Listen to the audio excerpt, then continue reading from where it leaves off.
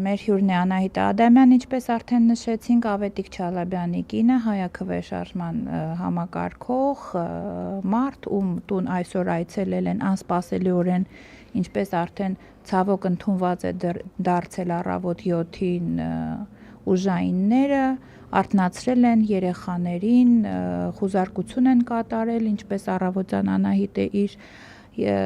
ուղիղ եթերում նշել էր, որևէ բան ինչ փնտրել են չեն գտել, առգրավել են Ավետիքի հեռախոսը, ինչից հետո ձերբակալել տարել են Ավետիկին եւ ինչպես մենք տեսանք, դատարանը այսօր քննեց նրա խափանման միջոցի հարցը, շատ կանխատեսելիորեն եւ շատ ցավալիորեն ընտրվեց 2 ամսվա կալանքը, ցավոք սա արդեն դարձել է մեր առօրյայի մի մաս, չհասկանալով, որ մենք այսօր ապրում ենք քաղաքական այնպիսի ռեպրեսիաներ, որոնց համար հետո մենք շատ ու շատ ամաչելու ենք։ Երկրի ժողովրդավարությունը ոչ թե բառերով, խոսքերով կամ դրոշերով է որոշվում, այլ որոշվում է հենց քաղաքական այլախոհության, քաղաքական այլակարծության եւ քաղաքական հակառակորդների հանդեպ հանդուրժողականությամբ, ինչը ինչպես մենք տեսնում ենք Նիկոլ Փաշինյանի մոտ իսպառ բացակայում է։ Բարի երեկո Անահիտ, շատ շնորհակալություն, որ դուք ժամանակ եք գտել, ես շատ լավ հասկանում եմ, որ այսօրվա օրը ձեր համար երևի եղել է այդ ծանր օրերից մեկը, առաջին անգամ չէ, ինչ Ավետիքի հանդեպ կատարվում են այս գործողությունները, բայց առավոտ 7-ից դուք ոտքի վրա եք, այսքան իրադարձություններ տեղի ունեցան, եթե կարելի է, սկսենք ամենասկզբից, դուք նշեցիք, որ նրանք եկան առավոտ շատ շուտ, երբ որ բոլորը քնած էին, երեխաներն էլ էին տանը, քնած էին։ Նախ բարի երեկո եւ շնորհակալություն այս հնարավորության համար։ Այո, այսօր եկել էին ժամը 7-ից մի քիչ էր, 7-10 երևի։ Մենք քնած էինք, երեխաներն էլ են քնած, այդ պայն 2 երեխա են այս պայն մեր հետ, մեր երեխաներից մեծերը արդեն շատ մեծ են, ու երեխաները մեկը 9 տարեկան է, մյուսը 18 տարեկան, արթնացան, իրենց ես պետք էր սենյակից սենյակ տեղափոխել, որովհետև այդ խոզարկությունը որ սկսվեց, անհրաժեշտ էր այդ տարածքը ազատել, որպեսզի իրեն կարողանան մյուս կողմից մենք պիտի ինչ-որ հագնվենք, արագ ինչ որ պատրաստվենք այդ մարդկանց դիմավորելու, ու ընդհանուր առմամբ իհարկե շատ տհաճ գործընթաց է, չնայած ես չի ասի, որ այդ այցելած մարդիկ ինչ-որ իրենց կոռեկտ չեն պահել, ամեն ինչ բավականին ցիվիլ էր, բայց ինձ թվում է երեխաների համար ոչ թե այդքան պահը, որ գալիս են ինչ-որ մարդիկ խառնվում են քո կյանքին, առավոտյան տեղից հանում են, ինչ-որ բան են փնտրում, այլ ընդհանուր երևույթը, որ քո ծնողներին կարող են այդպիսի իրավիճակում դնել, որ քո ծնողները անընդհատ կարող են թիրախավորվել քո երկրի ղեկավարության եւ ուժայինների կողմից, այն որ մեր մեծ երեխաներին հետո պատմեցի, այսպիսի բան է եղել, ու իրենք բոլորը այդ ստրեսն են ապրում։ Հիմա հարցնում են հայրիկի մասին, թե ինչ նորություն ունենք, նորություն չունենք։ Ինչ է կատարվում, այսինքն այդ գիտակից տարիքում լինելն էլ իր խնդիրներն այդ երեխաների համար ստեղծում, իրենց կարծիքն է ստեղծում եւ մեր երկրի մասին եւ ընդհանրապես նրա մասին, թե ինչ է նշանակում այս երկրում լինել ընդդիմադիր։ Անահիտ, իսկ այսպեսի մի բան, դուք սպասում էիք, որ ամեն դեպքում Ավետիք Չալաբյանի նկատմամբ երկրորդ անգամ այսպեսի իրավական գործընթաց ամեն դեպքում իրենք կսկսեն, այսինքն ձեզ համար արդեն իսկ սովորական դարձավ նախորդ նախադեպը հաշվի առնելով, որ Ավետիքը Չալաբյան ձերբակալվեց, կալանավորվեց, բոլորս լավ հիշում ենք, որ սա առաջին դեպք չէ, բայց այս երկրորդ անգամ, այսպես ասեմ, իմունիտետ արդեն ձեռք եք բերել այսպիսի դրսևորումների նկատմամբ։ Ну, առաջի անգամվա,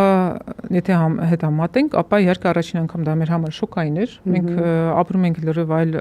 երևի իրականության մեջ, ու Ավետիքն էլ կարծում էր, որ եթե ընդդիմադիր ես, դու պետք է պայքարես, բայց ասենք այն որ քո հետ կարող են այդպիսի տհաճ իրավիճակներ տեղի ունենալ, դա երևի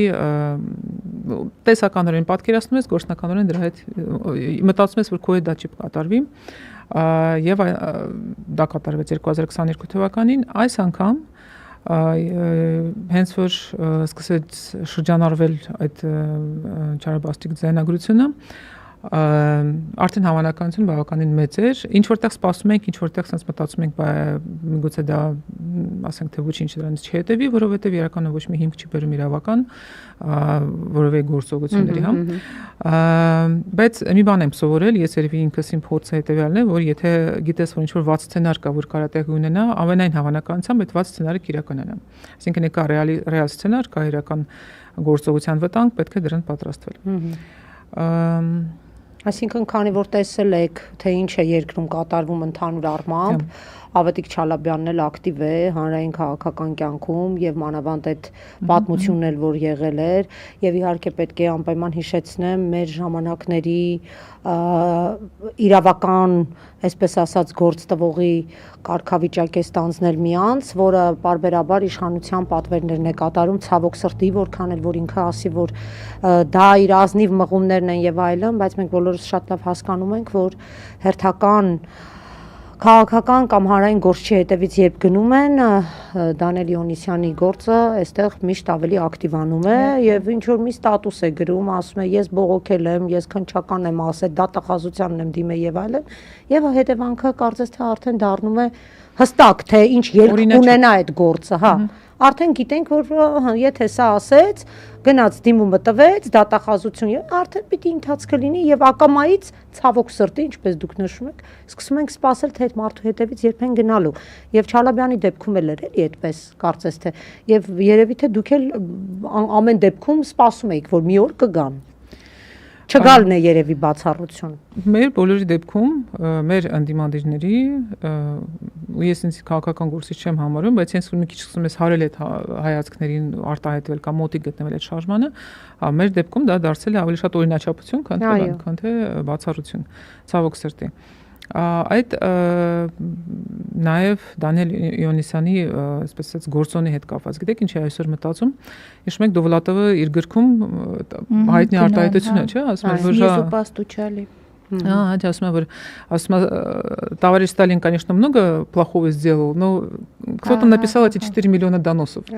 Այսինքն այդ այնպես չի, որ հա այդ համակարգը, այսպես ասած, կարա գոյությունն է, նա այդ իրավական այդ խախտումների ու այս բռնապետության համակարգը առանց այդպիսի դանոց գրողների, ու մենք ոնց որ ունենք դա արդեն դրա պակաս չունենք։ Դրա պակաս չի, այդ մեր իմ ասած դնոնա էլի Դավլատովի խոսքն է, որ ասում է, я думал, что мы на дне, но вдруг снизу постучали, այսինքն ամեն անգամ մենք զարմանում ենք, թե էլ ինչքան կարող ենք իջնել, էլի մենք շատ ենք շփվել բոլորս միասին տարբեր հարթակներում ու Ավետիքը երևի այն մարդկանցից մեկն էր, որը առանց գրաքննելու իր խոսքը միշտ ասել է այն, ինչ ինքը մտածել է։ Շատերը տեսնելով ներկա իրավիճակները փորձում են մի քիչ տեղավորվել սահմանված այդ ռամկաների մեջ, Ավետիքը իր խոսքը գրաքննության չի ենթարկում, ինչի համար էլ եւ հայտնվել է Դանիել Իոնիսյանների թիրախության ներքո։ Իսկ ձեր կարծիքով ինչի հետ եք դուք կապում։ Ես հիշում եմ, որ Ավետիքը ուներ նման մի միտք, որը երևի թե շատ տարածում գտավ ու որը բավականին դիպուկ էր, որ Հիկմետ Հաջիևի այցի մասին երբ որ խոսում էին ու խոսվում էր թե ինչ կարող է քննարկված լինի եւ ինչու է Հիկմետ Հաջիևը հենց հիմա եկել եւ ընտրությունների հաջորդ օրը Ավետիքը այն մարդն էր, որ ասեց, որ եկել է իր աչքով տեսնի, թե կենտրոնական ընտրական հանձնաժողովը արդյոք կկատարի հանձնարարությունը, թե ճիշտ կհաշվի ձայները, նման այդպիսի միտք էր։ Բնականաբար այդ միտքը այդ իրավիճակում ստեղծված, որտեղ բոլորի մոտ էր մտահոգություն, որ հնչված թիվը եւ իրական թիվը իրար հետ որևէ կապ չեն կարող ունենալ, Ավետիքի խոսքը ու Հաջիևի ներկայությունը Դիլիջանում սենց եկան ու երևի ամենա սենց բարձր արձագանքը ստացան ինձ թվում է։ Ես կարծում եմ ուղղակի իրենք երբ որ մարդուն թիրախավորում են եւ արդեն հերահար նպատակներ ունեն որոշակի գործողություններ կատարելու, արդեն սկսում են խիստ մանրակրկիտ կերպով հետևել, հետազոտել, տեսնել ինչ է անում, ինչ չի անում, այն որ ուղիղ անմիջապես հետապնդվում են, եւ նաեւ ֆիզիկապես են հետապնդվում, դա միանշանակ է, վստահ եմ, որ անում են, այն որ բոլոր ռեսուրսներով հետևում են, ել չեմ ասում ներքին, ասենք, ձայնագրություն, խոսակցություն, հեռախոս, հա, ամեն տեսակի ռեսուրսներով հետևում են, այդ թվում գումարած հանրային խոսքի նկատմամբ են առավել քան Կստացիա նայջոց։ Այո, իսկապես, եթե մարդը կա, ապա քրեական հոդվածը միշտ կարելի է գտնել։ Նույնը տեղի ունեցավ նաև Նարեկի ու Վազգենի հետ, երբ որ երրորդ նախագահի հետ այդ հայտնի երկար ոդքասթն եղավ,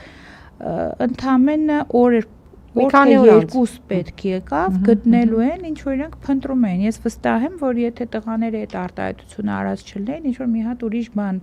կգտնեին կամ ինչ որ մի ուրիշ բան կհայտնվեր նույն Դանիել Հովհաննիսյանի ուշադրության ներքո։ Հիմա փաստորեն ստացվում է, որ Ավետիքը 2 ամիս լինելու է կալանքի տակ, այդ 2 ամիսը հենց այդ 2 ամիսն է, որից հետո արդեն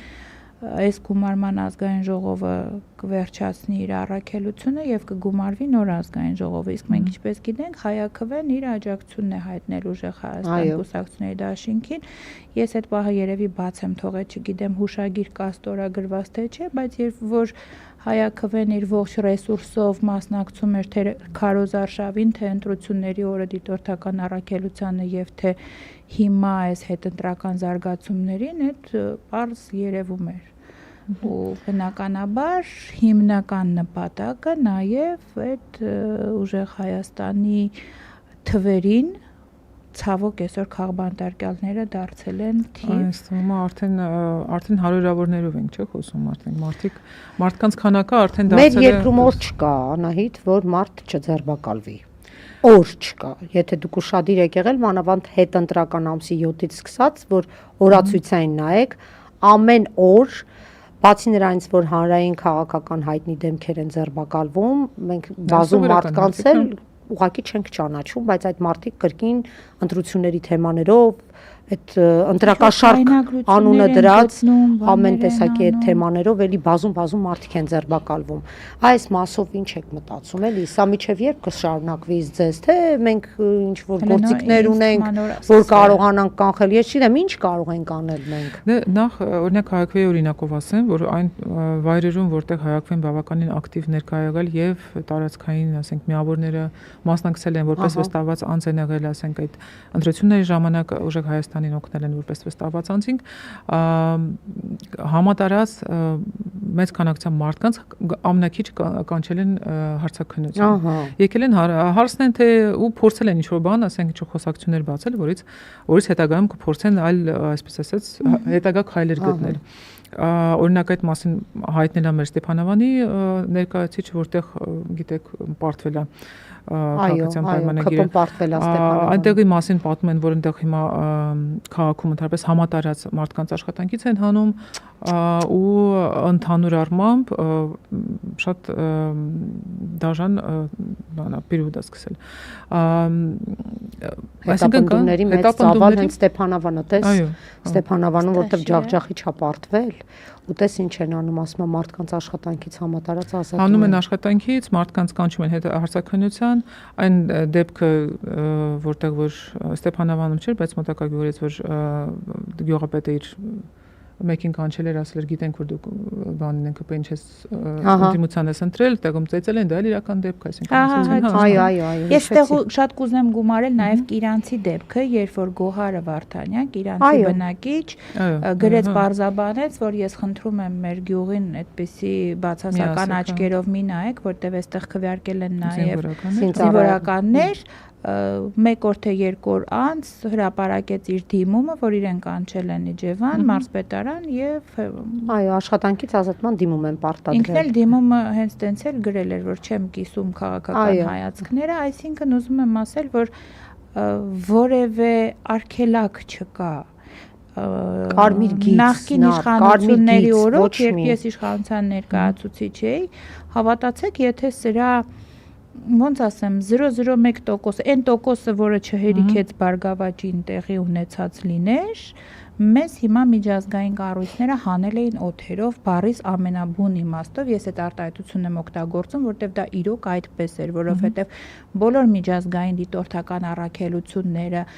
մոնիտորինգային առաքելությունները բոլորը ստեղ հիմա արդեն հանդիպել էին ընդդիմության ներկայացուցիչների հետ, հանդիպել էին, նույն Ստեփանավան էին գնացել, Գոհարին էին հանդիպել, ձերբակալվածներին էին այցելել,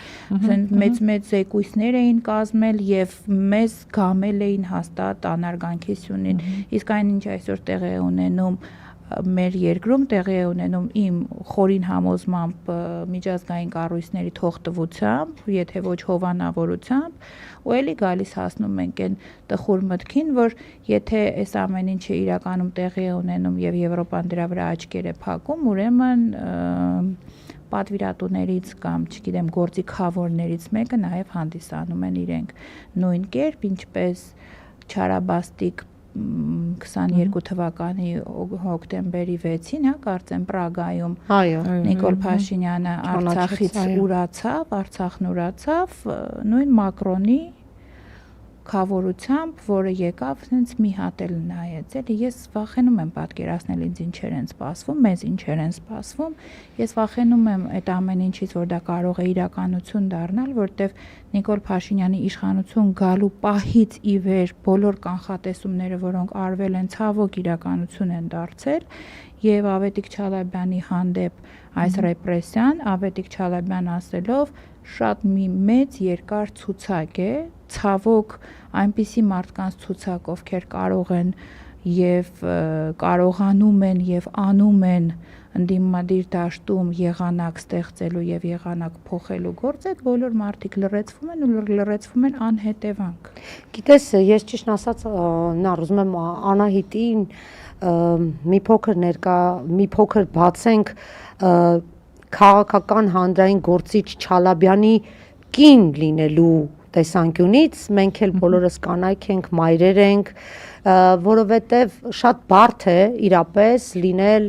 այնպիսի մարդուկին, ով ակտիվ է, ով հանրային քաղաքական դաշտում իր խոսույթը ունի, իր խոսքը ունի, իր ձայնը ունի եւ պարբերաբար նաեւ իրավապահ մարմինների հետ այսպիսի խնդիրներ է ունենում, այո, լինելով նաեւ բազմազավակ մայր, դժվար չի այդպիսի մարդու հետ ապրելը, այդ ամեն ինչը կիսելը Անահիտ, եւ բնական է ես տեսնում եմ, որ դուք նաեւ նրա անմիջական համախոհն եք, նաեւ ոչ միայն իր կյանքի ընկերն եք, այլ նաեւ իր թևու թիկունքն եք, իր գաղափարակիցն եք, այս ամեն ինչով այդ ռիսկերը համենայն դեպս դուք կիրթ խելացի կին եք, այստեղի դեպ ասեմ մեր հետևորդներն ասում են ինչ Ժինա Չալաբյանը очень грамотная женщина, Իլոնան ա գրել, ուզում եմ ասեմ, որ նաև մեր հետևորդներն այսպիսի տեսակետ են արտահայտում, մենք էլ կիսում ենք դա, այո, Ժինա Դիկաբրիստը, լրիվ դա է։ Դժվար չի դա, ես ուզում եմ մի փոքր դուք ձեր մասին խոսեք, ինչպես եք էլի այդ ամեն ինչը հաղթահարում։ Գիտեք, երևի ես այնց երկրորդ մասից կսկսեմ, որ եթե դուք, ասենք, նման իրավիճակում հայտնվում եք, եթե ընտանիքում կա ակտիվ քաղաքական գործիչ, ու եթե դուք հանկարծ իր հետ համախոհ չեք, այսինքն դուք ունեք այլ արժեքներ, դուք հավատում եք ինչ-որ այլ, այսպես ասած, քաղաքական չէ, բայց ընդհանրապես արժեքային այլ ուղենիշների, ես կարծում դա անհնարին կլիներ։ Այսինքն, եթե ես ամբողջությամբ չկիսեի այդ բոլոր գաղափարները, մենք քննարկում ենք, երբեմն ես կարող եմ չհամաձայնվել, երբեմն ես կարող եմ ինչ-որ բաներ առաջարկել, բայց շատ կարևոր է, որ դուք ունենաք նույն արժեքային հիմքը։ Ու դրանից հետո մնացած հարցերը արդեն դառնում են մի քիչ ավելի տենց, տեխնիկական։ Կենցաղային հարցերը լուծել հնարավոր է, մի քիչ իր վարդություններն է ստեղծում, որտեղ ես ինչ-որ գործարար, ասենք, ոլորտում աշխատում եմ, ինքը այդ ոլորտից դուրս է եկել մտերաքաղաքականություն, ես ինչ-որ տեղ շարունակում եմ աշխատել, բայց ես ունեմ որոշակի այսպես էս ֆլոր, այսինքն ես հայտնվում եմ, գիտեմ, որ ես ընդդիմադիր հայացքներ ունեմ ինքս, իմ ամուսինը բավականին ակտիվ ընդդիմադիր հայացքներ ունեցող մարդ է, եւ մենք այդ չենք համապատասխանում ընդհանուր այդ գործարար այսպես ասած համայնքի նեյտրալ գոնե ասած հարմարվող տեսակին, հա, դա ասենք որոշակի երբեմն խնդիր ստեղծում է, բայց ես որոշել եմ, որ այդ խնդիրը այդքան կարևոր չի տվյալ դեպքում, Երկրորդը երևի կարևոր է ասել այն, որ ավետիքը ինքը շատ շրջահայաց մարդ է։ Չնայած ինքը, ինչպես ասում եք, կարա կենտրոնական ընտրական հանձնաժողովին, ասում ենք, որոշակի կոշգնահատականներ տալ, հա, ուղղի եթերում, բայց դրա հետ միասին ինքը շատ լավ հասկանում է նաև եւ ռիսկերը եւ ասենք դրանց ասենք մինիմալացնելու ձևերը եւ նաև ապագայի հետ կապված, ինչպես ասենք, ինչ որ տեսլական, ինչպես հաշվել։ Այսինքն դա այն մարդը չի, որը կարող է դիմել ինչ որ քայլի առանց հասկանալու դրա հետևանքները։ Դրա համար դուք միշտ այդ ամեն ինչը կիսել եք իրեն հետ։ Ես կիսում եմ։ Երկրորդը ինձ շատ մեծ նշանակություն մեր համար ունի այդ հայկվեի թիմը, որ հիմա կա, որովհետև երբ որ գտնվում ես քեզ գաղափարակից մեծ մարդկանց խմբում, դա նաև էներգիա է տալիս, որովհետև եթե մենք միայն երկուսով լինենք, իսկ մենք շատ կտարապենք, ես շատ դժվար եմ օրինակ ընկալում այն ինչ հիմա տեղի ունենում մեր սոցհարթակներում, ընդհանրապես ասենք Հայաստանի սոցհարթակներում այդ բոլոր ֆեյքերի գրողները, երբ որ դա արդեն սովորական բան է դարձել Անահիտ ջան, մեզ բոլորիս համար։ Դուք դեռ չեք սովորել, դեռ իմունիտետ այդ մասով ձեռք չեք բերել։ Իսկ դու արդեն կամաց հայտնվում է, բայց իմ համար միշտ շատ զարմանալի է, թե ինչպես մարդ կարա իրանց տիպի, նույնիսկ փողի համար այդպիսի բաներ գրի։ Գիտեք, շատերը առանց փողի են գրում, ուղղակի դա իրանց բնույթը, բովանդակությունն է այդպեսին։ Մենք պիտի նաև իմանանք, որ կան մեր կողքը ապրող այդպիսի մարդիկ։ Գիտեք, ես առաջ հաճախ մտածում էի, որ դա հիմնականում ֆեյքեր են, հետո հասկացա, որ նաև լիքը իրական մարդ կա։ Չէ։ Գիտես, երբ որ ասում ես ֆեյք, ավելի լավ է, լինում ասում ես լավ, գոնե չես ուզում պատկերացնես, որ մտածում ես ասում ես թե ֆեյք են, իրանց դեմքով չեն, բայց հետո որ տեսնում ես իրականում իրենք իրենց դեմքով, իրենք իրենց երեխեքով թորներով գրում են,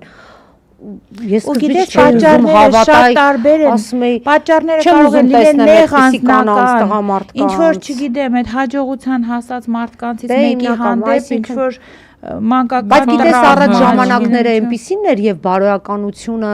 ընդհանրապես արժե համակարգը այնպիսին էր, որ նույնիսկ եթե մարդկանց ներսում այդպիսի բան առաջանում էր, գիտես մարդիկ մտածում են, որ ամոթ է սենց բաներ անելը, չկա ամոթը վերացել է այս երկրից։ Երբ որ մարդ ամոթի զգացողությունը կորցնում է, ինքը ամեն ինչի ընդունակ է։ Կներեք Անահիտ, ուզում եմ մի հատ գաղտնիք բացեմ։ Խոսքը շարունակի Անահիտը բանը։ Նախապես ներողություն եմ խնդրում երրորդ նախագահից հանրայնացնելու համար այս խոսակցությունը, շատ շուտ է եղել խոսակցությունը, վաղիմության ժամկետն էլ անց է, ինչ որ Եվրոպայի խորհրդի հետ կապված խնդիրներ կային, ու մենք ինչ որ հարձակման էինք ենթարկվել ընդդիմության կողմից, որ մեր գործը լավ չեն կանում, չնայած մի ամբողջ խավիարային դիվանագիտության էինք փորձում դիմակայել ու ոնց տեսնում ենք հիմա լավ էինք դիմակայում, ինչ-որ Facebook-ում շատ վատ բաներ էին գրել, այն ժամանակ Դանիել Հովհաննիսյանի դերում Ստեփա Սաֆարյանն էր, ինձ ինքն էր ղեկավարում այդ ամեն ինչը, ես ինչ-որ հուզված խոսում եմ, նստած քննարկում ենք, այնքան ցածր էր իմ այդ խոսակցության այդ կողմ տանելը, որ ես ասացի, ախր եթե այսպես ենք անում, էս են գրում, են գրում, էս էին գրել Facebook-ում, ախր էս էին գրել Facebook-ում, երրորդ նախագահը նայեց ինձ, ասեց, Նայրա ջան, ասեց, ներողություն եմ խնդրում, բայց քո տարիքը երևի թե այնպեսին է, որ դու սովետական դպրոցում սովորել ես, չէ՞։ Ասացի, հա, պարոն նախագահ, ասեց վստահ եմ ձեր դպրոցի զուգարանի պատին կեղտոտ բառեր գրված եղել են, չէ՞։ Ասացի, հա, ասեց հիմա զուգարանի պատի գրածը գրում են Facebook-ում։ Դու որ զուգարանի պատի գրածը կարդում էիր, վիրավորվում էիր։ Ասացի, չէ, ասեց դրանից ինչի եք վիրավորվում։ Այ մարդ փոկվեք Facebook-ում ինչ են գրել։ Լավ կյանքը ընդեղ չի։ Հիմա հասկանում ես, այդ ձգտումը վատ բաներ գրելու միշտ էլ եղել է, ես չգիտեմ, նախնադարյան մարդը, երբ որ ինչ որ բաներ է փորագրել քարերի վրա, ինչ է փորագրել, բայց այդ վատ գրելու տենչանքը մարդու մեջ միշտ եղել է։ Բայց նայ, մենք էդ էինք ասում, ամոթ կար, գիտես, երբ որ ընդհանուր երկրի համակարգը վերից վար որոշակի այլ գաղափարախոսության մեջ է եւ չգիտեմ, արժանապատվություն, թասիբ, հա, սենց հասկացություններ ա լինում, մարդիկ անգամ իրենց ներքին մղումները զսպում են, որքան էլ որ իրենք լինեն անորակ, իրենք լինեն անգետ, իրենք լինեն տնգետ, ամաչում էին անեին, Գիտես ինչ էին ամաչում։ Դրա պատասխանն է կա ամաչում էին, որտեվ քո երկրի ամենաբարձր ղեկավարից վերջացրած ղեկավար պաշտոն զբաղեցնողները, падգամավորները, քաղաքապետարանի աշխատողները, չգիտեմ, գյուղա, այն մարդիկ ում հետ իրանք շփվում էին, այդ մարդիկ կիրթ էին, իրենց նման բառեր թույլ չէին տալիս։ Լիքը անկիրթ կար, բայց էլի չէր թույլ տալիս։ Երբ որ Նիկոլը տալիս, դա դառնում էր մի հսկայական սկանդալ։ Նիկոլ Փաշինյանի ֆենոմենը, հա, ճիշտ է, դառնում էր սկանդալ։ Նիկոլ Փաշինյանի ֆենոմենը դրանից սկսվեց, որ ես ձեզնից մեկն եմ, անշնորհք ձևի հաց եմ ուտում, չգիտեմ, ատամներս ծուռ են, ես կանգնած մարմնից տարբեր մասերն եմ քորում, բան, դրա այդ մեկտեղ խոսույթը եկավ իջավ մինչև ներքև, երեկվա ծեծկրտուկ ինչ որտեղ քորելուց սիրելիս ինքը հենց անմիջապես այդ բառերով է խոսում։ Այո, ինքը հենց այդ խոսույթով է խոսում։ Ու այդ բոլոր մարդիկ, ովքեր Զուքարյանի պատին էին գրում, սենց ուրախացան, բան են կրամռվի դեմքով, որ օրդինը գնում ա վրան, ասին ա դե ինքը անում ա, մեզնից մեկն ա, ես էլ անեմ։ Ու այդ ամբողջ կեղտը Ինչի ենք մենք ասում, որ Նիկոլը մի օր չի լինի, դժվար է լինելու նիկոլիզմը մաքրելը, այդ նիկոլիզմը, որ եկավ, այդ հայա խայտարակություն։ Այ հիմա Անահիտը ասում է նեղվում եմ այդ գրառումներից Facebook-ի։ Դուք որ ասում եք, օրինակ Զուքարյանի պատին գրողը ինքը գրում է, երբ որ իր կողքը ոչ մեկ չկա, ու չգիտեմ, որ ինքը թաքուն է գրում, ռետեկա։ Այս հիմա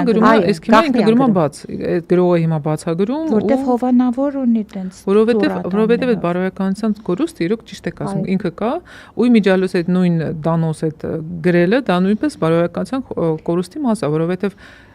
Այն ժամանակ էլ գախնի են գրել, նենց են արել անանիմ կան, այն ժամանակ չէ, անանուն այդ բաները, անանուն է եղել, բայց հիմա մարդիկ իրանց անուն ազգանունով մեր եղբայր, Դանիել Յոնիսյանը իր Facebook-ին պատում է գրում, պատի վրա են գրում, ու ընդ որում, ասենք, դա պետության կողմից է խրախուսվում, այսինքն այդ նույն դանոսը դա ոնց իբր թե դա օգտակար է պետության համար, բայց իրականում դա ընդհանրապես, ասենք, հասարակության բարոյականության ոնց որ կամ հերթական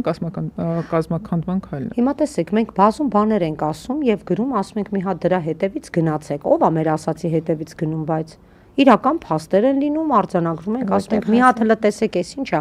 Նույն ընտրությունների Քարոզարշավի ժամանակ։ Ես հիշում եմ, որ Թաթեյանը մի քանի ձայնագրություններ չէ հրապարակել։ Ընդ որում շատ բացահայտ։ Ու իդեպ հանրային հեռուստատեսության եթերում այդ ձայնագրությունները միացրեց, մենք բոլորս լսեցինք, որ այդ որ կազմակերպում են, գնում են միտինգ, ես են ամեն են անում, ԿՊ-ի օգնի եւ դպրոցի բանով, չաթով։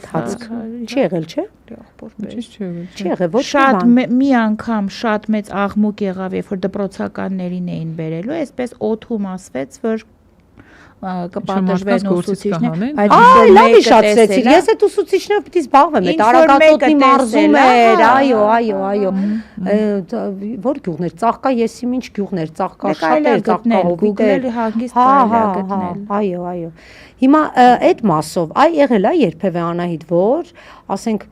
թեկուզ այդ նույն կոմենտներից, այդ որ ասում եք ձեր վրա ամեն դեպքում վատ ազդեցություն են էլի թողնում, կամ ասենք որևէ մի դիպվածից, որևէ մի միջադեպից, ավետիքին ասեք լսի հերիք է էլի, թող ապրենք հանգիստ։ Արի մենք այս ամեն ինչի մեջ չլինենք, կամ արի դու մի քիչ խոսա, կամ ինչ որ մի բան էլի, ամեն դեպքում որպես կին կամ հոգնեք կամ թեկուզ ձեր բիզնեսի հետ կապված վստահ եմ հաստատ խնդիրներ են ձեր համար բազում առաջացրել տարբեր հարցերում, որ ասենք թևաթափ լինեք, ասեք սա մեզ պետք չի։ Տարօրինակա, բայց չի եղել։ Ու ասեմ ինչի չի եղել, որովհետև եթե այդ կոմենտներից ելնելով դու սկսես հրաժարվել կոմենտը չեմ ասում, մենական հասարակ այդ ամբողջ իրավիճակից, բայց ոնց որ մենք գիտենք ինչ, մենք այլ երկրում ապրելուց հետո վերադարձել ենք Հայաստան, ոնց որ մեր վերջին последний рубеж, էլի, ուր գնանք սրանց հետո, ասենք թե դա սրանց հրաժարվես ու ինչ անես, էլի, ու ինչ կյանքով ապրես, ինչ կա այդ կյանքի մեջ, որ քո համար ավելի կարևոր է, քան այսինքն այն արժեքները, որը չգիտեմ, քո հայրենիքը, քո երեխաների ապագան, հա կարելի է գնալ երևի այլ երկրում ինչ որտեղ տեղավորվել, գործ աշխատանք էլ գտնել կամ չաշխատել, մի խոսքով արդեն այտենց հանգիստ կան կյանքով, բայց արդեն անիմաստ է։ Չգիտեմ, իմ համար արդեն դա այն կետն է, որ դու քո կյանքը դառնում է աննպատակ, անիմաստ ու մեծ հաշվով failure հայրը բառը ոնց էր հայերեն։ Մի խոսքով դա բանը պարտվում ես։ Չէ, դա արդեն պարտությունն է, դու քո նպատակները դրելիս քո համար նպատակներ, դու ուզում ես ինչ-որ բան փոխես, ձախողում է, դա արդյունքում գալիս ես ու ընդունում ես, որ ձախողել ես, ինչ որ դու ուզում ես անել, դու չես արել։ Ու մնացած այդ բոլոր ասենք բարիքները կենցաղային, իրանք հա ինչ որ պահին, ասենք իրենց բացակայությունը կարող է խնդիր է, ու դու կուզեր որ այդպես չլիներ, ու կուզեր որ ավելի հեշտ լիներ, ու կուզեր ավելի պարզ խնդիրները լուծվեին,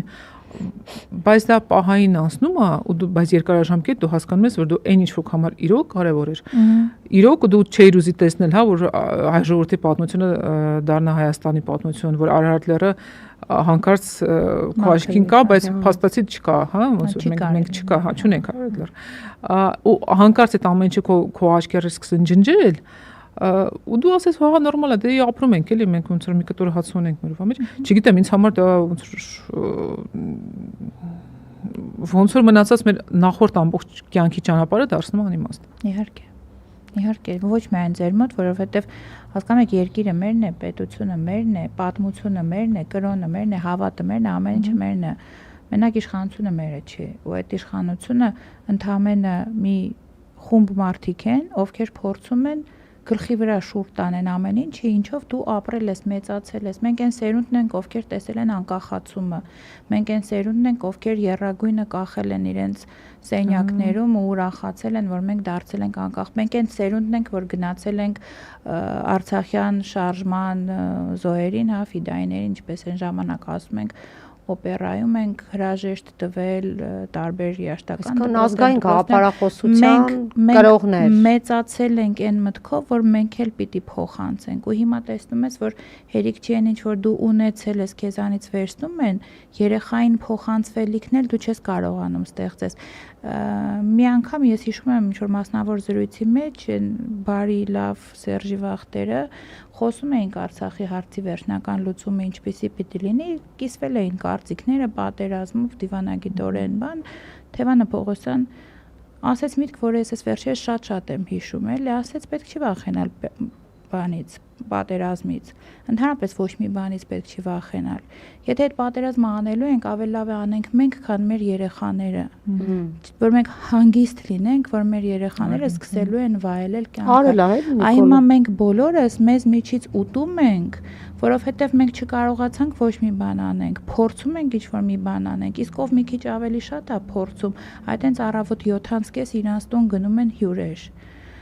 Ոչ մի բանի համար մարդիկ անցնում են ծանր ճանապարհ։ Այստեղ Անահիտն է նստած զուսպ կիրթ հայրենասեր մարդ, ես հիշում եմ, որ դեժավյու է մոտս, ինչպես էր Լուսինեն պայքարում, Սամսոնյան Նարեկի կինը, ինչպես ինքը մի անգամից դուրս եկավ հանրային դաշտ ու իր խոսքը ուղղելով թե հանրությանը, թե միջազգային կառույցների ղեկավարներին, դեսպաններին, ինքը փորձում էր ներկայացնել իր ամուսնու հանդեպ եւ իր ամուսին / երկրի հանդեպ տեղի ունեցող այդ բոլոր ապօրինությունները Լուսինեն շատ բան արթնացրեց մարդկանց մեջ, բայց Լուսինեի պայքարը այն արդյունքը, որը սպասվում էր, չտվեց։ Հիմա վստահ եմ դուք եք պայքարելու, վստահ եմ մենակ չեք լինելու, ձեր կողքին են մարդիկ լինելու, բայց կա մի հատ շատ հետաքրքիր կարծիք ու հարց։ Նման երկրում, որտեղ այս քաղաքական իրավական վայրի վերումները այսպիսի թափ են ստացել, ինչի չկա ձևավորված մի մարմին, կազմակերպություն, եսի նկատի չունեմ իհարկե պետական, հասարակական դաշտում, որը կենտրոնացնի քաղաքական բանտարկյալների հետ կապված բոլոր քեյսերը, բոլոր գործերը, արագ արձագանքման ինչ-որ բրիգադներ լինեն, այդ ամեն ինչը հավաքագրվի, գույքագրվի, ներկայացվի, իհարկե կարող է արդյունք չլինի մեծ, բայց երբ որ մենք բոլորս նայում ենք հերթական, ինչպես դու ես նշում, որ ամեն օր ինչ-որ մեկի մոտ գնում են, ինչ-որ մեկի հետևից գնում են, ինչի ենք մենք ուղղակի սենց նայում, խոսում, ավետիքը նստելու է 2 ամիս, Աստված տա ընթացքում ինչ-որ գործողություններ լինեն եւ արդարությունը վերականգնվի, վաղը չգիտեմ ում տուն կգնան, հետո չգիտեմ ում տուն կգնան, այսպիսի հարցերը բարձրաձայնում ես, Քաղաքական եւ ոչ քաղաքական մարդիկ գլխով են անում, ասում են ճիշտ է։ Առաջինը իդեպ այդ մասին խոսել է Արմեն Աշոտյան, երբ ազատություն ստացավ ու դուրս եկավ, այդ ամենը իր մաշկի վրա զգացած մարդ էր։ Հետո այդ մասին խոսվել է արդեն սրբազան շարժման ռեպրեսիաների ժամանակ ու այդպես շարունակ, հա,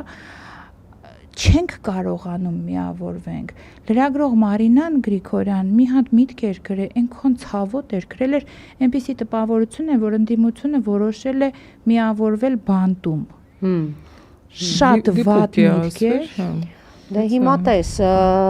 այս հետընտրական շրջանում ես կարծում եմ լավ բան ես ասում, կուզեի Անահիտի կարծիքն էլ այդ մասով լսենք, ակնկալելի էր, չէ, որ եթե ընդդիմությունը հաղթանակ չի տոնում, չի նշում եւ չի դառնում իշխանություն, ապա այս խելագարությունը միանշանակ պետքա լիներ։ Իհարկե։ Բոլորս վստահ ենք եւ այնպես չի որ գաղտնիք էր։ Ինքը ամեն օր դրա մասին անգամ մոտավորապես մարդիկ էլ գիտենք ում հետևից։ Այո, ամեն օր խոսում էր։ Այ Անահիտ, տեսեք, ավետիքն էլ այդ ընդդիմադիր մի թևում էր, հա, ուժեղ Հայաստանում էր եւ առանձին Հայաքվեն ինքը արդեն ձևավորված հանրային քաղաքական ուժ է, ձևավորված։ Այ կար դա օրակարգում այդպիսի հարցեր։ Այդ պլան B-ի մեջ դա էլ է, էլի մտնում նար, չէ՞։ Այդ պլան B-ի մեջ դա էլ է։ Միանշանակ B-ի էլ C-ի էլ։ Այդպիսի անհանգստություններ, որ սա, եթե ընտրություններում իր հաղթանակը արձանագրեց, ապա միանշանակ բոլորի հետևից գնալու է։ Մենք բոլորս գիտենք, որ կար կանխող ինչ-որ միջոցներ կամ որոշակի։ Ես երևի այդքան տեղեկացված չեմ այդ հենց այդ պլաններից, պլան B թե պլան C։ Համենայն դեպս կար կարծիք, նույնիսկ եթե ընդդիմությունը հաղթեր, ապա միևնույնն է շատ դժվար հաղթանակ կլիներ, այսինքն հաղթանակը այնպես չէ որ մի ընտրություններով կարձանագրվեր, հա, այսինքն այնտեղ տեսնում եք թե ինչ էր դիմել էին ուժեղ Հայաստանին ընտրություններից։ Ընդհանրապես մի օր առաջ է որ համեն ու ընդհանրապես բարձր որ այդ գործիքակազմը արդեն գործի էր դրվել, տարբեր ասենք մահակը իշխանական, հա, տարբեր այլ պլան B-երի համար անկեղծ ասած չգիտեմ ինչ տարբերակներ էր ընդդիմությունը ընդհանրապես այդ առումով ես շատ մոտ չեմ երևի այդ որոշում կայացնող բաներին, մարմիններին, բայց ես ուզում եի խոսել դուք բարձրաձայնեցիք քաղաքբանտարկյալների մասին ու ինչ որ միավորող մարմնի մասին։ Իրականում 4 տարի առաջ երբ որ մենք նույն վիճակում էինք, այդ ժամանակ մի հատ կոնֆերենց կազմակերպեցինք, տարբեր իրավապաշտպանների հրավիրեցինք ու փոքր միջոցառումներ, բայց բավականին լավ լուսաբանեցինք, կարողացանք իրենից աղմուկ ստեղծել։ Ես կարծում եմ սրա եթե ավելի հետևողական լինել, սրանով պետք է ավակից զբաղվի ինչ որ ավելի մասնագիտացված խումբ։ Ու այդ խմբին պարզավոր այն մարդիկ այն ընտանիքները, որոնք հայտնվում են այդ իրավիճակում, պատրաստ են եւ աջակցել եւ մասնակցել եւ ինչ որ ձև իրենց աջակցությունը բերել, բայց հենց իրենց ասենք խնդիրը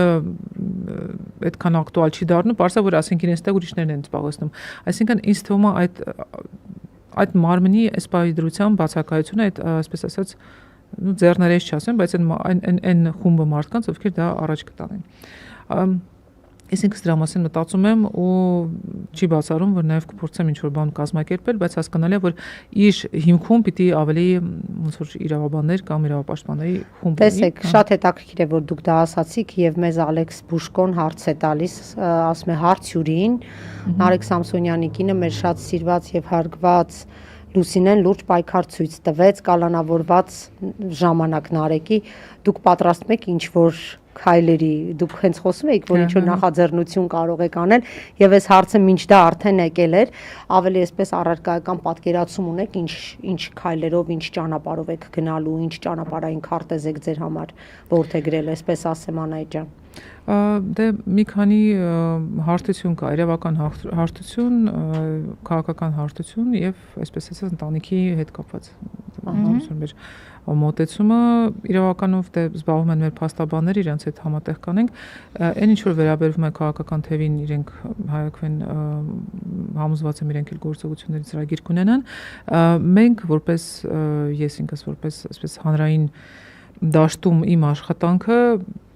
քանի որ ես ամեն ինչ այսօր է տեղ ունեցել չեմ ասում որ ես հիմա ունեմ մանրամասն պլան, բայց ես հստակ գիտեմ որ որոշակի քայլեր մենք անելու ենք նախ եւ բարձրաձայնելու ենք բավականին հաճախ երկրորդը ես կարծում եմ որ պետք է միավորել նաեւ ինչպես դուք ասեցիք հնարավորին շատ քաղաքապետարների ընտանիքներ այս թեմայի շուրջ եւ նաեւ կան մի քանի ՀԿ-ներ որոնք ստեղծվել են նաեւ ընդդիմադիր դաշտից իրենց փորձել միավորել եւ այլ ինչ որ շարժում սկսել որպեսզի այս խնդիրը չկորի այ խնդիրը միջև հիմա առօրյա մարդկանց մեծ մասի առօրյա կյանքում ընդհանրապես գոյություն չունի մեր այնտեղ որտեղ ես աշխատում եմ մեր օֆիսի աշխատողների կյանքում ոչինչ չի փոխվել ընտրություններից առաջ ընտրություններից հետո համեմատ այ հենց ես էդ էի ուզում հարցնել որտեվ կա շատ լայն հասարակության շերտ շատ լայն շերտ հələ մենք հետևում ենք չենք կարողանում իդենտիֆիկացնել բոլոր քաղաքալացյալներին ու քաղբանտարկյալներին կան մարդիկ ովքեր ընդհանրապես նրանց չեն հետաքրքրվում մտածում են որ որևէ արտառոց բան մեր կյանքում տեղի չի ունենում առանց որևէ քննադատության ազնվորեն առանց որևէ քննադատության տեսեք այդ միտքը ձեր մոտ առաջացել է այն բանից հետո որ ավետիքին արդեն երկրորդ անգամ եկան իր հետևից ցավոք մեր մոտ այնպիսի իրականություն է այնպիսի իրողություն է որ անհրաժեշտությունը սկսում է զգալ երբ որ արդեն գալիս դա չոքում է քո դռանը եթե կա այդպիսի կարծիք ես այսօր կարդում եի Կարենի մոտ Վրթանեսյան որ եթե մինչև հիմա այդպիսի մի կառույց ստեղծված լիներ ակտիվ ինչ որ բարձրաձայներ բոլոր զանգերը խփեր գուցե եւ քաղաքական էս երկրորդ ալիքը այսպիսի շատ չլիներ ու այսպիսի հուժկու չլիներ ես կարծում եմ հիմնականում այդ բեռը իրենց ուսերի վրա տանում են փաստաբանները այսօր փաստացի այո տեսեք մեր փաստաբանական մի այսպիսի խումբ է ձևավորվել մեր երկրում ակամայից ինձ թվում է այս մեր փաստաբանները ինքնակազմակերպվել են զգում եք չէ այդ բանը կա այն որ իրենք ինքնակազմակերպվել են մի 10 փաստաբան են ընդհանուր առմամբ դաշտում սկսվեցին իրավապաշտպանների նախաձեռնությամբ լավ կարող է 10-ից մի փոքր ավել որ բոլորին անուն ազգանուններով արդեն գիտենք եւ այս բոլոր այս քաղաքական հետապնդումների գործերով այս փաստաբաններն են իրենց աշխատանքը փայլուն ֆանտաստիկ կատարում են տղաները են որ շատերի հետ էլ կապ ունենք մեր ընկերներն են այս քրեակատարողականից այն քրեակատարողական շատ ժամանակ չեն հասցնում այն դատարան ու իրականում իրենք ինքնակազմակերպվել են արանքում էլ ավտոլայվ են անում այո Ռուբենը Մելիքյանը անմիջապես հենց մի բան լինում է մենք էլ ենք դրանով երևի արդեն են որ ասում են հանգստացել են որ արխային էլի արխային ենք դարձել ասում ենք լավ տղեկ չեն թողի դա տենց մնա բայց այդ տենց չի լինի ամբողջ բեռը իրենց վրա է արդյունքում ամբողջ բեռը այդ մեր տղաների տղան ոչ միայն նաև ֆանտաստիկ փայլունքին փաստաբաններ ունենք փառք ու պատիվ իրենց բոլորին բայց այդպես է ստացվում ես օրինակ իմ ինքնակազմակերպվում են գնում են այս դեպքի հետևից այն դեպքի հետևից այն դեպքի հետևից բայց շատ լավ բան է ասում դա պետք է ընդհանուր իրականում խնդիրը նա է ու իրավապաշտպան նաև այս փաստաբանների մոտ որն է խնդիրը որովհետեւ խնդիրը նա է որ երբ որ չկա մեծ հանրային արձագանք հարցը մնում է իրավական դաշտում իսկ իրավական դաշտում մենք այս պայծրությամբ իրավունքը չի աշխատում մենք ունենք բազմաթիվ այսինքն մեր բոլոր դեպքերը տնես այնտեղ իրավագիտություն չկա այո ու եթե չլինի այդ միշտ ճնշումը մյուս կողմից, հա, ասենք հանրային գործիչների, ես մեծ շնորհակալություն եմ ուզում ասել լրագրողական համայնքին, մեր մեդիա համայնքին, որտեղ իրենց ուժերի չափով ամեն ինչին մասնակցում են։ Գալիս են եւ լուսաբանում են, բայց հնչեղություն ինչ որ տալիս են, բայց դա էլ չի երիկում, այսինքն պիտի նաեւ այդ անկախ հասարակության ձայնն էլ լսվի, հա, որ հասարակությունը նաև դժգոհ է, ոչ միայն լրատվական, հասարակությունը մեր երկրում վերացավ։ Չվերացավ, պաշտոն ստացան։ Դե բա վերացավ, որպես հասարակություն վերացավ, գնացին դառան չինովնիկ։ Իմ ասածը գիտեք ո՞րն է, տեսեք, էլի վերադառնամ Եվրոպայի խորհրդի տարիներ, հա, երբ կան սովորական պլենար նստաշրջաններ, այդ հանձնաժողովների նիստեր եւ կան side event-ներ, այսինքն կողքից միջոցառումներ, որոնք էլի հասարակական պահանջ ձևավորող են ու մի շարք հասարակական կազմակերպություններ, որոնք նաեւ համագործակցում են եվրոպական հասարակական կազմակերպությունների հետ, ժամանակ առ ժամանակ կազմակերպում էին այս կամ այն հարցի մասին լսումներ Երբեմն այդ լսումները գալիս հասնում էին մինչև արդեն կենտրոնական նստաշրջան, եթե օրինակ դա, չգիտեմ, Նավալնիի կինն էր օրինակ գալիս ներկայացնում իր ամուսինը ինչպիսի ռեպրեսիաների է ենթարկվում։ Ասածս այն է, որ ինչ որ մի բանից պետք է սկսել, հա, այսօրվա օրով միջազգային կազմակերպությունները հիմնականում արևմտյան միջազգային կազմակերպությունները կույր են եւ խուլ եւ համր, բայց երբ որ դու շատ ես թակում դռները, իրենք արդեն face saving-ի համար պարտավոր են անեն ինչ որ մի բաներ, պարտավոր են գոնե ինչ որ ոչինչ չասող պատասխաններ տալ, բայց այդ աղմուկը իրանց մեջ մնում է, գուցե արձագանքը ինչ մենք սպասում ենք։ Տեսեք, ինձ գիտեք օրեր առաջ ինչ ասեցին, կրկին այս քաղաքական հանրային եւ նաեւ եվրոպական կառույցների հետ աշխատանքային որոշակի փորձ ունեցողներից մի քանիսը ասին այս իրավիճակում նաև շատ լավ շատ լավ գիտենք արևմուտքի վերաբերմունքը, հա, նաև այդ կանաչ լույսը դու ասեցիր, որ նախկին իշխանության ժամանակ ինչեր կարող էին անել, այդ երկակի ստանդարտները սարսափելի մեծ չափերի է, հա, հիմա հասնում ընդհանրապես լուրեն, չեն արձագանքում, ասում են, բայց մենք մի ուրիշ խնդիր ունենք։ Իրականում ներսում քաղաքական նույն ուժերը, նույն ընդդիմության առաջնորդները իրենց թիմերով, ասում է չեն էլ անհանգստացնում իրենց, հասկանում եք, չեն էլ անհանգստացնում, այսինքն նույնն առ քո ասածին եմ արձագանքում, այդ արևմտյան կառույցներին, այդ որ ասում ես, որ անընդհատ դռները խփում են, անընդհատ ինչ-որ բաներ են գրում եւ ասում եմ հիմա մերոնք չեն անում դա առանձնապես ակտիվությամբ, որի կարիքը միանշանակ կա եւ դա կարծում եմ պետք է անել այս ուղղությամբ էլ Անահիտ։ Արդյոք մենք կարող ենք այդ դռները, այդ տեսեք դուք արդյունքում քաղ բանտարկյալի կին եք։ Ես գիտեք ինչ հետաքրքիր հայկական ժամանակին ու անցյալ 1-2 տարվա ընթացքում բավականին ակտիվ հանդիպումներ էր ունեցել Եվրոպայում։ Ու այստեղ մի քանի բան ես մի քիչ կողքից մասնակից էի, բայց ինչ հասկացա ես ինքս ինձ համար, նախ Եվրոպան ինքը միատար չի։ Նույն Եվրոպայում կան քաղաքական ուժեր, որոնք ասենք բիզնես լավ բան ասին նրանց մեջ միշտ մարդիկ կան, որոնք այդ ամեն ինչին ընթացք են տալիս, որտեվ իրենք բոլորովին այլ մտածողություն ունեն, այլ մտածելակերպ, իրենք ունեն ավելի աճ, այսպես ասած, տրամադրություններ, ավելի կոնսերվատիվ տրամադրություններով, որոնք ընդհանրապես ասած աջակցում են այլ երկրներում ազգային ուժերին, որ իրենք հավատում են, որ ազգայինը պետք է ներսում աճի ու ընդհանրապես դա ավելի ճիշտ է։ Որոշ երկրներում այդ ուժերը նույնիսկ մեծամասնություն կարող են կազմել իրենց պարլամենտներում։ Դա մի կողմից, այսինքն պետք է աշխատել հենց կոնկրետ այն ուժերի հետ, որոնք բնական աջակիցներ կարող են լինել։ Բայց մենք պետք է գոնե բաներ ներկայացնենք այդ ստարտափ է։ Այդ եմ ասում, պետք է ներկայացնենք։ Երկրորդ թեման ձեր ասածին համաձայնվելով, որ իրենց մոտ չկա տեղեկություն։ Իրենք չեն ստանում ռիփորտներ, իրենք չունեն նյութ, որի հետ կարող են աշխատել ու գնալ զբաղվել։ Օրինակ եկեք հիշենք, երբ որ Նարեկի գործով թակվեց նույն Եվրոպայի խորհրդի հայաստանյան գրասենյակի դուռը, ինչ որ ժամանակ անց եկավ պատասխան, որ մենք տեղեկությունը ստանում ենք մարդու իրավունքների պաշտպանից։ Մենք բոլորս շատ լավ պատկերացնում ենք մարդու իրավունքների պաշտպանը, բայց մենք ինչ ենք թողում մարդու իրավունքների պաշտպանի հույսին, Նարաջան։ Հիմա նույն այս ընտրական խախտումների հետ կապված, այս խնդիրների հետ կապված, ՀԱԿ-ը ստեղեր, չէ։ ՀԱԿ-ն էլ ինչ որ մի երկու դետալ ասեց։ Բա մեր ընդդիմադիր ուժերը, նույն այդ հիմնական ուժերը, ինչի՞ այս տրցակները չեն սարքել, մի հատ տանեն դնել իրանց դիմաց։ Իրանք իրանց ոտով եկել էին, չէ։ Իրանք իրանց ոտով չեն եկել, ես իմ անձնական նախաձեռնությամբ ամեն кейսի մասին, ամեն հային չէին, արդեն 8-րդ տարին է գրում եմ Եվրոպայի խորհրդի իմ գործընկերներին, ստանում եմ շատ տարբեր պատասխաններ, շատ ժամանակ չեմ ստանում պատասխաններ, որը եւս պատասխան է, բայց տես, այս իշխանության կողմից ստեղծվել է մի հատ սխեմա, որով ԵԽ-ի հայաստանյան գրասենյակի ղեկավարը տրցակը չի կարդում, ինքը մի պին ասում է, հա, ինչ կա։ Լսի, դա Նաիրա Կարապետյանը պիտի չանի իր հին կապերի շնորհիվ։ Դա հիմա տես ընդդիմադիր ուժեր են, որոնք պարլամենտում բավականին լուրջ քվե ստացել։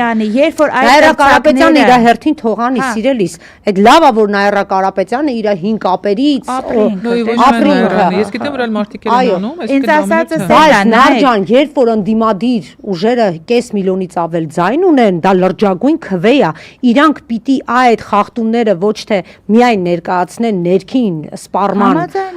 հարթակում, այլ պիտի այդ ամեն ինչը նաև նորմալ գրագետ ճիշտ ձևակերպեն եւ տանեն այդ բոլորին տան։ Ես մա վստահ եմ, եթե մի Կարան հատ հետ տան, արձերն տանեն տան մի առանց հատ մեյլ տան։ անելու, մի հատ տոմս առնեն, վեր կենան տանեն այդ բաները Եթե հանձնեն։ իրենց դուրս թողնեն երկրից։ Ոնց էլ դե մեջներից մի քանիսին ասածս այն է, որ դու շատ ճիշտ ես, Ռիփ, ես ուրիշ բան չեմ ասում, մի հատ ասում եմ լավ է, ուրիշ որ դու բան անում ես քո հին կապերով, Ես ու բայց դա իմ պետք է նայել նմանները։ այս պահի դրությամբ այն ընդդիմությունը անի, որը այդ քվեները ստացել ոչ թե նստեն նայեն իրար։ Դե ասածս էտա, պատկերացրու իմ մի հատի կամ մեր 10 հատի վրա մի 50 հատ էլ ավելանա, տեսնեմ ոչ չեն կարդալու է։ Բա ոնց բա հենց այդ այդ երբ որ բոլոր դա ինչքան էլ որ մենք ասում ենք տեսեք նրանք բան են անում, պաշտպանում են, օգնում են եւ այլն եւ այլն։ Okay, թողելի անի ինչ որ մի մասը, բայց տեսնեն, որ այդ ամեն ինչին երկրի ներսից ընդվզում կա, այդ ամեն ինչի նկատմամբ կարծիք կա, բողոք կա ներսում ու ասում են, բա ուրա ձեր ժողովրդավարական հիմունքները, բա ուրա ձեր մարդու իրավունքները, բա ուրա ձեր ընտրությունների լեգիտիմության մասին ձեր բա ուրա ձեր Վենետիկի հանձնաժողովը Ջանի Բուքիքոյի ղեկավարությամբ, հիշում ես, տենց մեկը կար նա։ Բուքիքոյի շատ լավ է հիշում։ Բա ուրա, բա այդ դրա մասին ով պիտի անի։ Բուքիքոյն փորձում էր Նույն պարլամենտական առաքելական ընդդիմությունը եկեղեցի։ պիտի անի։ Վերջիոչը պարլամենտական ընդդիմությունը նա նույն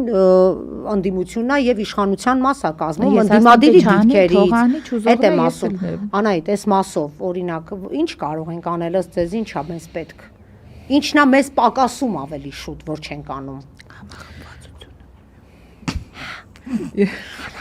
Ես մի քիչ ինձ համար մի քիչ բարդ է ասել պարլամենտական ընդդիմության անունից խոսել։ Ես թվում է իրանք ինչ որ բաներ անում են։ Չէ, բայց մենք ենք այդ պարլամենտական ընդդիմությանը ընտրել են, այլին օր ընտրել ենք, հեսա գնալու են ազգային ժողով։ Մենք չենք։ Ես ուղղակի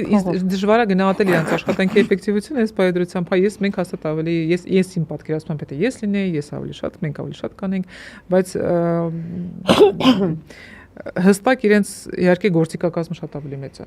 Բա այդ եմ ասում։ Եկեք գոնե մենք անենք ինչ որ մենք ենք կարող անել, էլի այս բայդրությամբ, այլ բան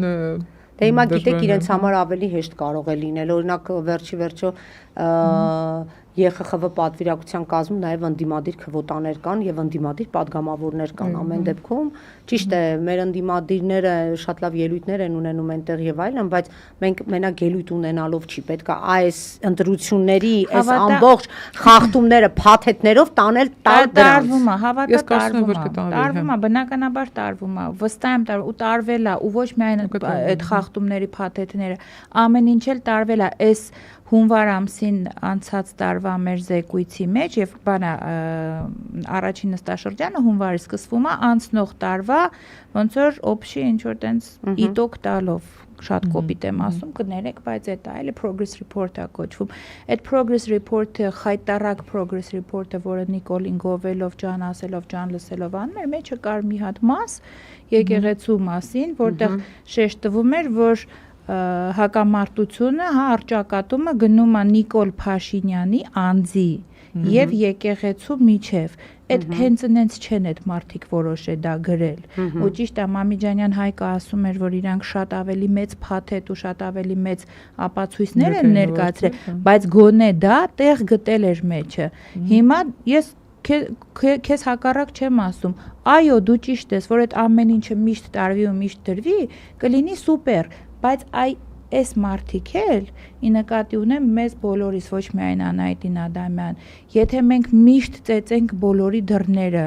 իրանք ստիպված են լինելու արձագանք տալու։ Ես դրան հավատում եմ։ Հələ դե բայց եմ ասում, որ ստիպված լինեն արձագանքելու։ Ասեմ, էլի շատ ներողություն եմ խնդրում, գիտեմ թեման կատակի թեմա չի, բայց հիմա գոնե ամառը լավ եղանակ է Նարեկ Սամսոնյանի հացադուլի ժամանակ էլ ձյան տակ, էլ անձրևի տակ, էլ սառելով, էլ չգիտեմ, մատերը եթե կա պայքար եղանակը պետք է այս պարագայում առհասարակ որևէ կապ չունենա։ Ամեն ինչը արվել է ու հիմա էլի պետքա շարունակվի, դա իմ հորդորն է ձեզ։ Ես վստահ եմ, որ առանց ինձ էլ, առանց Ռիփսիմել կամ այս հաղորդման էլ դուք բնականաբար պայքարելու եք ձեր ամուսնու եւ երկրի ազատագրման համար եւ վստահաբար արժեքները, որոնք դրվել են թե հայաքվեի պայքարում եւ թե ընդհանրապես ընդդիմադիր դաշտի հականիկոլական դաշտի տրամաբանության մեջ խիստ հայրենասիրական են ու ուղղակի հորդորս է, որ այդ ամեն ինչը անենք միավորված, անենք բոլորս միասին, իմը քոնը չանելով, որին էլի ցավոք մենք ականատեսն եղել ենք, հա, տարբեր մարդիկ մեծ անուններով, մեծ պաշտոններով ձերբակալվեցին, մենք ամեն մեկը իր քաղբանտարկյալի համար ինչ որ Դե հիմա տեսեք, ավետիքի դեպքը եղավ այսօր եւ վաղը մենք էլի արթնանալու ենք առավոտյան եւ հերթական դեպքն է լինելու, միանշանակ վստահ եմ։ Հաջորդ օրը էլի նույնը, այսինքն այս իշխանական այս մամլիչը ինքը շարունակական գործելու է, ես չգիտեմ միջև որտեղ եւ մինչև երբ։ Այսինքն պետքա շատ արագ կոնսոլիդացվել եւ փորձել ինչ որ կերպ այս ամեն ինչը անպայման ուզում եմ ասել, որ այս ամեն ինչը խելքի բերել է։ միավորում այդ խելքի ամբողջ բերելը բանտերը քաղբանտարկյալներով են լցվելու, առաջիկա ինչի մեկ համար ամսվա է պայքարը։ ընթացքում։ Ես հիշում եմ մենք Նարեկի հացադուլի ժամանակ էինք ասում, դա անգամ լրագրողները ինչ որ զարմացած էին էլի նայում, որ ասում էինք, որ Նարեկը անում է հացադուլ ժողովրդավարության հաստատման համար։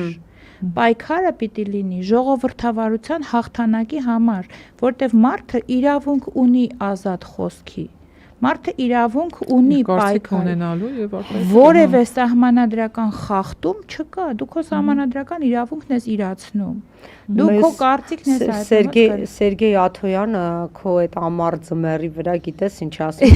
ավելի տխուր բան ասեց, ասում է ամառա, բայց սաղ ֆուտբոլ են։ Չէ, նո այդպես Սաղ ֆուտբոլով են զբաղված, միշտ ինչ-որ բան մեզ կշեղի, այս ամեն դեպքում ֆուտբոլը միշտ կա։ Քիչ առաջ Անահիտը ասեց, որ իրենց օֆիսում միջև ընտրություններն էլ տրամադրությունները նույններ եւ ընտրություններից հետո էլ, չէ։ Այսինքն ես նույնիսկ առանց սևեռվելու հենց օֆիսի, բայց հիմնական Չէ, ես օֆիս ուղղակի պայմանական եմ ասում։ Հիմա ուղղակի մեր օֆիսներում տենց չի, ես լրատվության մարդ եմ, լրագրող եմ,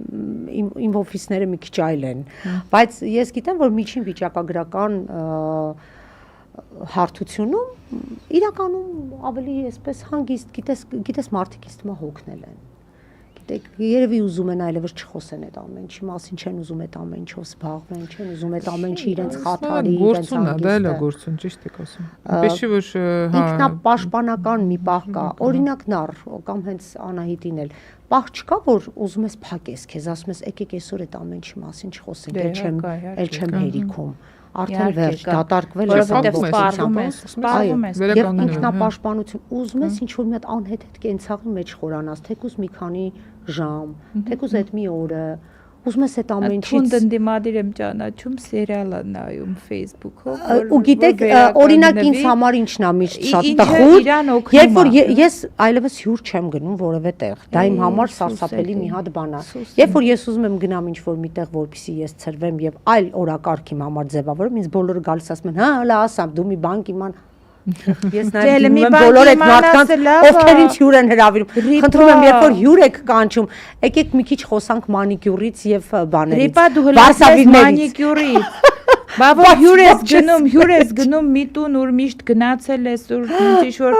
շատ հին կապեր են, մանկական ինչ-որ ընկերություններ են կապում ու մեկը հոպ, մեկը լինում է նիկոլական, դա կռվով է վերջանում։ Իսկական կռվով է վերջանում։ Չէ, բայց ես նախապես ճշտում եմ նոր։ Եթե դա ամբողջ խնդիրների մեջ մի հատ է գնամ դրանց ռոստ կա։ Չէ, բայց լինում է դեպքեր, որ դու չգիտես, որ այդ մարդը նիկոլական է, որտեվ միշտ լրել է։ Ձեր մոտ ոնց է Անահիտ ջան։ Մեր մոտ որ գնում ենք հյուր, սովորաբար հարցեր միշտ գալիս են պահը, ասենք այն սովորական խոսակցությունից, ասում են, հա վերջը ինչ է լինելու։ Այդ որ վերջը ինչ է լինելու։ Դա գոտ ինչու պատասխան պետք է ունենաս դրան, որտեղ Արշակ Սեփազարը մի հատ լավ խոսքեր ասում էր, եթե լավ չի, ուրեմն վերջը չի։ Հա, ասում էր վերջը լավ է լինելու, եթե լավ։ Ասում էր վերջը լավ է լինելու, եթե լավ չի, ուրեմն վերջը չի։ Այդ դուք էլ ասեք, եթե լավ չի, ուրեմն վերջը չի։ Ամեն դեպքում դուք տրամադրված եք մարտական, ես ոնց հասկացա։ Չնայած այսօր առաջի օրն է, հələ տենց ինչ-որ надо переспացեցիմ, բայց մենք արդեն ընտանիքով ասենք սովոր ենք։ Ես արվում ենք արդեն ինձ մոտ ավելի շատ ջղայնություն է ավելանում, քան թե ինչ որ վաղ կամ այլ բաներ, էլի ու արդեն սկսում ես մտածել լավ։ Հիմա ինչ կարելի անել։ Ու նաև ինձ թվում է կարելի է ավելի կրեատիվ բաներ մտածել։ Այս անգամ ես հասկացա, որ այս ամեն ինչից ինչ որ մի տեսակ սխալ բառ կլինի ոգևորվել է, բայց փաստաբանները նայեցին ադրենալինը մոտիվացում են, որ ստեղ ինչ կրիվ կարելի անել իրավաբանական այս դաշտում։ Ես էլ մտածում թե այս անգամ ինչն է ճիշտ ձեռնարկել, որպեսզի ավելի ավելի շուտ դուրս գա։ Անետ կներեք, ինչ-որ շատ ուշացումով եմ այդ հարցը տալիս, որովհետև մի քիչ ես այսօր քիչ եմ ժամանակ ունեցել հետևելու։ Ինչ մեղադրանք է առաջադրվել։ 2010 հոդվածով ընտրությունների հետ կապված ազդեցություններ, փորձ ազդեցություն ունենալու, չգիտեմ ինչ, այսինքն ինչ որ մի հատ բաներ ես կարծացի։ Այսինքն Հիկմետ Հաջիևին դեռ մեզ չեն բերել։ Ի նկատի ունեմ հրապարակային խոսքի համար չի։ Չէ։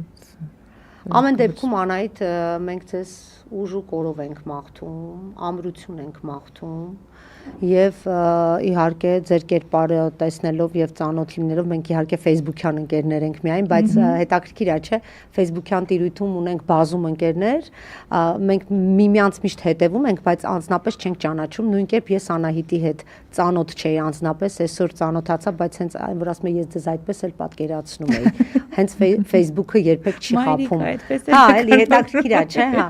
Ես շատ երջանիկ եմ, որ ես ձեզ վերջապես հանդիպեցի անձամբ Facebook-ում ենք ընկեր, կամ ինչ-որ առիթ լավը չի։ Այո։ Անայդ մենք ձեզ մաղթում ենք ուժ ու կորով։ Ես պատկերացնում եմ, որ կնոջ համար շատ բարդ է եւ նաեւ շատ բարդ է մոր համար, որ պետք է նաեւ երեխաների 9 տարեկան երեխայի համար այդ ստրեսը։ Անկամ երբ որ ասում եք մյուսները մեծ են, 18 տարեկան իմ փոքր աղջիկն էլ 18 տարեկան է, բայց 18 տարեկան երեխա են էլի, ինչի միևնույն է, իրենք մեր երեխաներն են եւ մենք անընդհատ երեխաներին ասելու, բացատրելու եւ նաեւ ոգևորելու եւ մոտիվացնելու խնդիր ունենք միշտ որպես ծնող։ Բացի դրանից այդ մեծ երեխաները, ճիշտ եք ասում, իրենք էլ ուզում են ինչ-որ բանով օգնել ու չեն հասկանում ինչ կարող են անել։ Այդ մեծ տարիքը դա նաեւ այդ ինչ-որ պատասխանատվության զգացում է իրենց վրա դնում։ Ու այդ պայից նաեւ դա է դժվար, որովհետեւ դու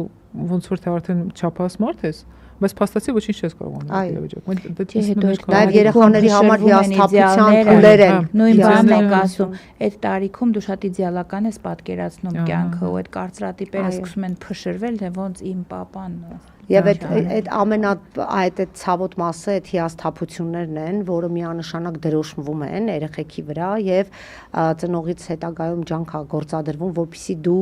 այդ կյանքից ստացված դա էլ չէ հարվածներ են ծնողների համար էլ է հարված, երեխայի համար էլ է հարված, որ կարողանաս դու նորից բերես Նաև իրենք ասում են, բա դուք դա այդ ամենը անում եք Հայաստանի համար, չէ՞, դուք այդքան նվիրված եք Հայաստան, բա ինչի է Հայաստանը ձեր հետ այսպես վարվում, էլի։ Հայաստանը չի իրենց ասում։ Այդ իրանց հետ է, Ազատյան, որ Հայաստանը չէ, Հայաստանը չի։ Հաճախ օրինակ կան, չէ, մեր շատ հարգելի ու սիրելի հայեր կան Սփյուռքում ապրող ասում են թողեցին գնացինք, ես միշտ ասում եմ դու կարող ես իշխանությունից նեղանաս, քեզ կարող է իշխանությունը ճնշել, բայց դու Հայաստանից ոնց կնեղանաս։ Այդ դրա համար որ ինձ հարց տվեցիր այդ անձնագրի հետ կապված շատ հետաքրքիր հարց տվեց։ Հրիփսիմեն ասեց դու քեզ զգում ես Հայաստանի Հանրապետության հովանու ներքո։ Շատ մտածեցի էլի, հա, ես զգում եմ։ Դուք էլ եք զգում, բոլորս էլ զգում ենք։ Հայաստանի հովանու ներքո ենք։ Դրա համար էլ մենք պայքարում ենք Հայաստանի համար։ Ինձ թվում է Հայաստանի Հանրապետությունը զգում է իրեն մեր հովանու ներքո։ Ինքը այնքան փոքր է, որ ինքը մեր ոնց որ պաշտպանության կարիք ունի։ Ուղղակի հարվածների տակ է։ Հա։ Ու ստեղ ավելի շատ մենք պետք է իրեն պաշտպանենք, քան ինքը մեզ։ Ճիշտ է։ Անայ ջան, շնորհակալ ենք, որ այսօր հյուրընկալվեցիք մեզ։ Ձեզ երկար չզբաղեցնենք, որտեվ հիշեցնենք մեզ դիտողներին, որ Անայտի օրը այսօր սկսվել է ժամը 7-ից, ստրեսներով, լեցուն, անհավանական, սկսվել է վատ, հետո օրվա մեջ ժամը 6-ին, չէ՞, ոնց որ հրապարակեցին որոշումը, որ միջև այդ արդեն բանն է, միջնորդությունն է կալանքի տակ, ու Անայտը ժամանակ գտավ, եկավ մեզ հյուր, կիսվեց իր ծրագրերով, հույզերով։ Մենք եւս մեկ անգամ երևի նաեւ շնորհակալություն հայտնենք մեզ դիտողներին։ Այո, եւ հիշեցնենք, որ այսօր տաղավարում հյուրընկալել էինք Անահիտ Ադամյանին, Անահիտ Ադամյանը հանդիսանում է այսօր կալանավորված, երկամսյա կալանավորված Ավետիք Չալաբյանի կինը։ Շնորհակալություն Անահիտ ջան, ձեզ շնորհակալություն։ Պինդ լինել եմ մաղթում կորով եւ ամրություն։ Ամենակարևորը, քանի որ մենք բոլորս ենք այս պայքարի մեջ, մեզ բոլորիս եւ նորանոր վատ անակնկալներին սպասելով։ Շնորհակալություն։ Բարին միշտ էլ հաղթում է չարին։